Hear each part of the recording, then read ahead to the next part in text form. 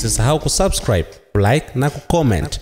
Napenda niseme wazi na iwekwe kwenye kumbukumbu sahihi kwamba Tanzania kwa sasa haina mpango wa kutoa uraia kwa makundi ya wakimbizi na haina mpango wa kubadilisha sera na sheria zake ili kuwajumuisha wakimbizi kwenye mipango ya maendeleo ya taifa ili waweze kujiimarisha na kujitegemea wakiwa hapa nchini.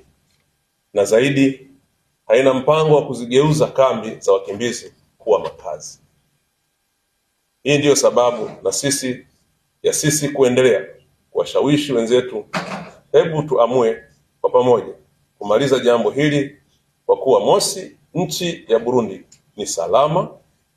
Pili, sababu zilizowafanya wakimbizi hazipo tena, sababu zilizowafanya kukimbia hazipo tena. Kwa mantiki hiyo, wajibu wao ni kurejea nyumbani. Na tatu, narudia tena, hakuna rasilimali za kutosha za kuendelea kuwahudumia kwa mwaka 2026.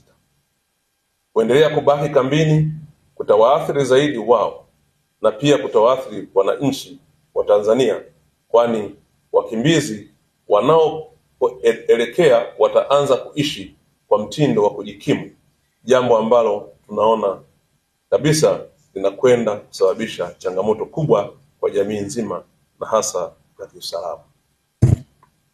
Ndugu washiriki, kwa kweli sisi kwa upande wetu tunaona tumefikia mwisho wa safari ndefu ya majadiliano kuhusu jambo hili.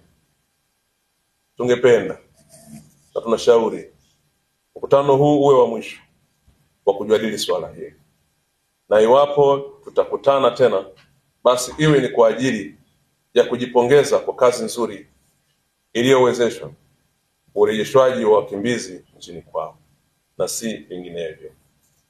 Sisi kama Tanzania tukiwa tumebeba jukumu kubwa la kuhifadhi na kuwalea ndugu zetu hawa, tunaona sasa umefika wakati wa kuwapangia muda wa kuondoka badala ya wao kujipangia lini wataondoka. Matarajio yetu katika mkutano huu ni kuona kuwa moja, kwa kuzingatia kuwa Burundi ni salama na ikizingatiwa kuwa sababu zilizowalazimisha wakimbizi kuikimbia nchi yao hazipo tena na hakuna anayepinga ukweli huo, pamoja na matokeo ya kuwahoji ambayo yameonyesha kutokuwa na dhamira ya kurejea na sababu za kutorejea walizotoa hazikidhi vigezo vya kuendelea kupewa hifadhi ya ukimbizi. Hivyo mkutano huu uazimie kuanza mchakato wa kufuta hadhi ya ukimbizi kwa kundi hili. 2. Mkutano uridhie na kuazimia urejeshaji ufanyike kwa utaratibu wa mpangilio maalum, yani accelerated voluntary repatriation. Ili kwa wa kwanza kupata habari zetu, tafadhali usisahau kusubscribe, like na kucomment.